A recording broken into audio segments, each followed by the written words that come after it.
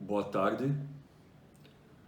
Em nome do Sindicato das Indústrias Metalúrgicas e Mecânicas e de Material Elétrico de Bento Gonçalves, na pessoa do seu senhor presidente Juarez José Piva, cumprimento todos os associados. Me foi solicitado hoje, por esse sindicato, me manifestar sobre a perda dos efeitos jurídicos da medida provisória 927. Na medida que a mesma era para ter sido votada até domingo passado, evidentemente, e não foi votada, tendo perdido totalmente seus efeitos jurídicos. Bom, para lembrá-los sobre essa medida provisória, ela tratava sobre o teletrabalho, férias individuais, férias coletivas, feriados, banco de horas, segurança e saúde do trabalho e as fiscalizações, e entre outras matérias. Alguns artigos considerados inconstitucionais pelo STF, mas não é a matéria que aqui nós vamos falar. Bom, é bom e é oportuno lembrar-os que, se não me falha a memória, em 20 de março de 2020, nós fechamos com o sindicato profissional uma convenção coletiva emergencial que tratou sobre essa matéria. Nós tivemos esse cuidado.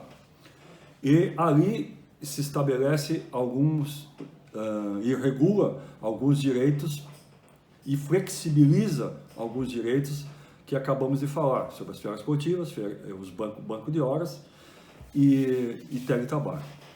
Bom, o que significa tudo isso? Evidentemente que se vocês fixaram um contrato individual do trabalho ou qualquer outra forma de contratação aceita pela CLT com base nesses direitos flexibilizados por essa medida provisória, e os seus efeitos perduram além do dia 19/7, eles vão ter efeitos jurídicos tranquilos, não precisam se preocupar.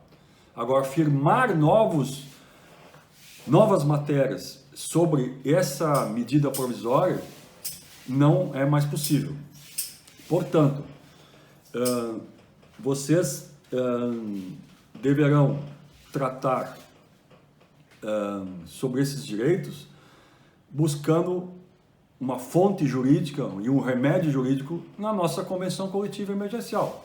Examinem-as e, se tiverem dúvidas, liguem para nós, tanto para o sindicato patronal, pode até ser para o sindicato profissional, não tem problema, depois confiram conosco, através do CIMI ou através desse assessor jurídico, a qual possui todas as condições de mantê-los informados sobre a matéria. Adiantando então, o que tratava essa medida provisória? Ela tratava desses direitos estabelecidos na própria CLT, mas o flexibilizava-os, porque tirava os prazos, evitava toda a burocracia.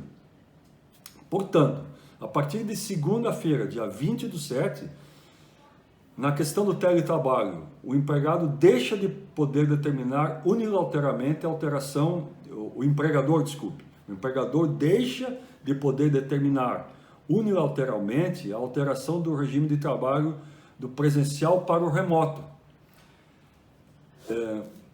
Evidentemente que a CLT ela estabelece essa norma, não é que ela deixou de existir o teletrabalho, trabalho remoto, mas ele passa a se burocratizar de novo. O trabalho remoto não pode ser aplicado a estagiários e aprendizes, antes podia, pela medida provisória. O tempo de uso dos aplicativos e programas de comunicação fora da jornada de trabalho normal pode ser configurado como tempo à disposição, então temos que ter cuidado. Na hora de firmar essa nova modalidade de trabalho, temos que ter o cuidado e observar a CLT, que aí se aplica integralmente todas aquelas questões, toda aquela burocracia, todos os contratos individuais de trabalho por teletrabalho. Quanto às férias individuais, a comunicação das férias volta a ter que ser feita com 30 dias de antecedência. O tempo mínimo do período de concessão volta a ser de 10 dias. Fica proibido a concessão de férias para períodos aquisitivos não adquiridos. O pagamento do adicional de 1/3 e o abono pecuniário voltam a ser pagos nos prazos normais. Portanto, tomem cuidado. As férias coletivas, então, a comunicação das férias coletivas volta a ter que ser feita com 15 dias de antecedência, como está na CLT hoje. As férias coletivas devem ser concedidas por um período mínimo de 10 dias. O empregador é obrigado a comunicar a concessão das férias coletivas ao Sindicato Laboral e ao Ministério da Economia, antigo Ministério do Trabalho. Os feriados, o empregador não poderá antecipar o gozo dos feriados não religiosos. Quanto ao banco de horas, o banco de horas volta a ser o que era na CLT. Não pode mais ser compensado em 18 meses, como dizia a medida provisória, 927. Voltando ao prazo de 6 meses, se for caso de acordo individual. Quanto à segurança e medicina do trabalho, que constava na MP também, os exames médicos ocupacionais voltam a ser exigidos nos prazos regulamentares, né, sem dispensa de sua realização. Os treinamentos previstos nas NRs voltam a ser exigidos, tendo que ser realizados de forma presencial e nos prazos regulamentares. Evidentemente, que aqui eu faço um parênteses, se for forma presencial, evidentemente, todas as empresas devem, e os médicos, se for o caso, devem se preocupar com toda a questão dos protocolos, tanto municipal como estadual, em função da Covid-19.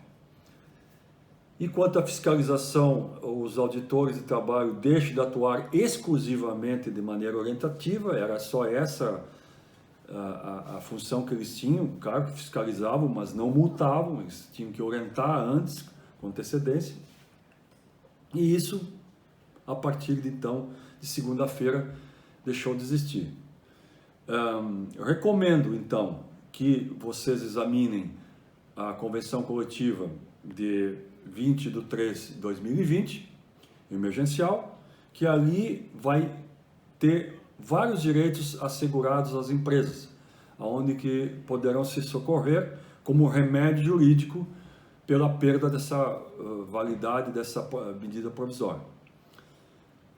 Ficamos à disposição de todos,